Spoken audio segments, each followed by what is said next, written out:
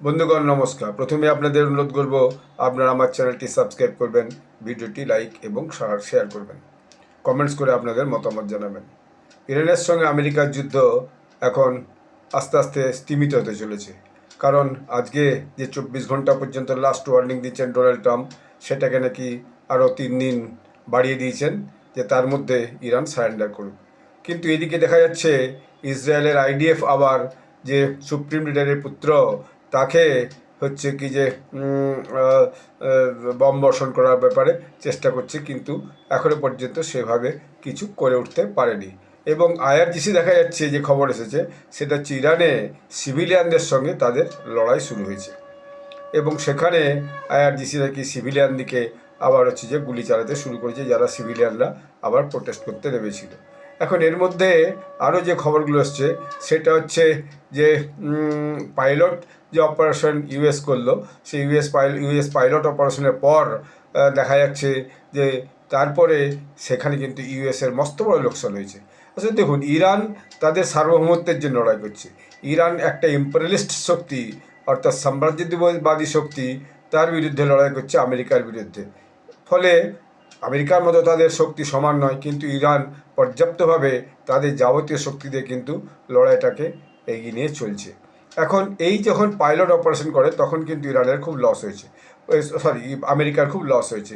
কারণ এই যে F-15 বিমানকে, যেটা ইরানের মিসাইল আঘাত করে মাটিতে নামিয়েছে, তার পিছনের দিকটা নষ্ট হয়েছে কিন্তু সামনের দিকটা অক্ষত আছে। অতএব ইরানের একটা লাভ হয়েছে, F-15 বিমানের যে যন্ত্রাংশ, সেই যন্ত্রাংশ কিন্তু তারা সেখান থেকে উদ্ধার করতে পেরেছে বা পারবে, এবং সেখান থেকে তারা এতে কিন্তু লাভবান হয়। এছাড়া যে পাইলট অপারেশনের সময় যে আরও নাকি 2টো হেলিকপ্টারকে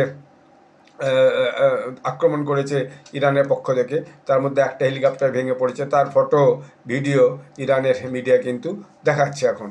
এর বাইরে একটা হেলিকপ্টার তো ভয়ানকভাবে হচ্ছে যে আঘাত করেছে, তারপর সে কোনোভাবে সেখান থেকে ফিরে গেছে। যে হেলিকপ্টারটা ভেঙে পড়েছে তার যে চালকরা ছিল তাদেরকেও নাকি আমেরিকা উদ্ধার করে নিয়ে গেছে। এখন এই রুদ্ধশ্বাস অপারেশনটা কীভাবে করেছে সেটা একটা বিরাট নাটকের মতো বা সিনেমার মতো। আমি আপনাদেরকে আগেই বলেছি যে একদিকে আইআরজিসি ওই পাইলটকে, যে ওই এসডব্লিউ ছিল, অর্থাৎ যে ওয়ার অফিসার ছিল, সে তাকে, অর্থাৎ যে বোম বর্ষণ করছিল ওর মধ্যে থেকে, সে তো ওইখান থেকে তার হাঁটুতে আঘাত লেগেছিল, সে কোনোভাবে যে একটা পাহাড়ের খাঁজে যে আটকে পড়েছিল। তারপর দেখা যাচ্ছে সেখানে আইআরজিসির লোকজনও তাকে ধরার জন্য সেখানে পৌঁছেছে। এদিকে আমেরিকা কী করেছে, পাইলট অন্য জায়গায় আছে বলে সেইখানে তারা বম বর্ষণ করছিল, যেখানে আইআরজিসি ভেবেছে এইখানে পাইলট আছে বলে তাদেরকে মিসলিড করেছিল, কিন্তু পাইলট ছিল অন্য জায়গায়। ফলে এখানে যখন আইআরজিসি যে ব্যস্ত হয়ে পড়েছে, তখন ওখান থেকে তাকে তোলার চেষ্টা করেছে। যদি সেখানেও আইআরজিসির যে সেনারা সেখানেও যে পৌঁছেছিল, কিন্তু তারা পৌঁছাবার সঙ্গে সঙ্গে যখন সে পাহাড়ের চারদিকে জড়ো হয়েছে, তখন সেখানে ক্রুজ মিসাইল দিয়ে তাদের উপর বম বর্ষণ করেছে আমেরিকা। তো এরকম একটা অবস্থাতে বলা হচ্ছে যে সেখানকার যে ভিলেজার্সরা ছিল, গ্রামবাসী ছিল, তারা নাকি ওই পাইলটকে সাহায্য করেছে, এবং যাতে আইআরজিসি সেই এলাকায় ঢুকতে না পারে তার জন্য আমেরিকার পক্ষ থেকে বম মেরে কিন্তু সেখানে সেই রাস্তা বন্ধ করে দেওয়া ছিল। যাক, এই অবস্থায় এখন দেখা যাচ্ছে ক্রমশ কিন্তু যে আমেরিকা পিছু হটছে এবং ইরান জয়ের দিকেই এগোচ্ছে। এখন ইরানের যিনি বিদেশমন্ত্রী হচ্ছে যে আরাগচি, তিনি বলেছেন একটা সাংবাদিক সম্মেলন করে যে ইরানের কাছে পাকিস্তান থেকে সিজফায়ার হওয়ার জন্য একটা প্রস্তাব এসেছে, এবং পাকিস্তান নাকি সেই প্রস্তাবটা আমেরিকার কাছ থেকে পেয়েছে, এবং সেই প্রস্তাবটা তারা হচ্ছে যে সেইভাবে যেভাবে আমেরিকা বলেছে সেইভাবে সেই প্রস্তাবটা এর কাছে পাঠিয়ে দিয়েছে, মানে ইরানের কাছে পাঠিয়ে দিয়েছে। এবং রেস্কিউ অপারেশনটা ইউএস পাইলটকে, সেটা যেভাবে হয়েছে সেটা সত্যিকারই খুব একটা আশ্চর্যজনক ব্যাপার বলা যায়। তবুও এখন দেখা যাচ্ছে আমেরিকা একটু পিছু হটছে। আমেরিকা কিন্তু ক্রমশ দেখা যাচ্ছে যুদ্ধ থেকে নিজের দিকে গুটিয়ে নেওয়ার চেষ্টা করছে, এবং ইরান ক্রমশ ভীষণভাবে কিন্তু আক্রমণটা করে যাচ্ছে। এর মধ্যে শোনা যাচ্ছে ডোনাল্ড ট্রাম্পের নাকি শরীরটা খারাপ হয়েছে, তাকে নাকি একটা তথ্য বলছিল তাকে নাকি হাসপাতালে ভর্তি করা আছে বা চেক করা আছে। আবার আজকে নাকি আবার তার যে প্রেস সেক্রেটারি ক্যারোলিনা লেভিট, সে ডোনাল্ড ট্রাম্পের স্বাস্থ্য সম্পর্কে একটা কোনো সাংবাদিক সম্মেলন করেছেন, সেটা আমি একটু হেডিংটা দেখলাম একটা নিউজে, কিন্তু সেটা আমার ডিটেল আর জানা বা শোনা হয়নি। তো যাই হোক, ডোনাল্ড ট্রাম্প নিজেও খুব হচ্ছে কি যে কিন্তু চিন্তার মধ্যে আছে।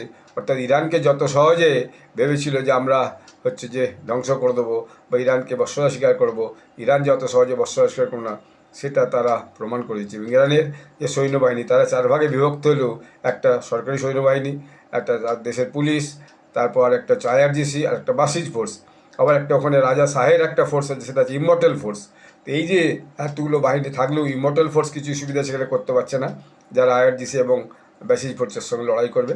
তবে আইআরজিসি বেসিজ ফোর্স তারা কিন্তু এখনও পর্যন্ত ভয়ানকভাবে লড়াই দিয়ে যাচ্ছে, এবং তাদের এখনও পর্যন্ত নাকি অনেক মিসাইল তাদের যে গোপন জায়গায় লুকানো আছে, এবং একটা পর্বতের সরি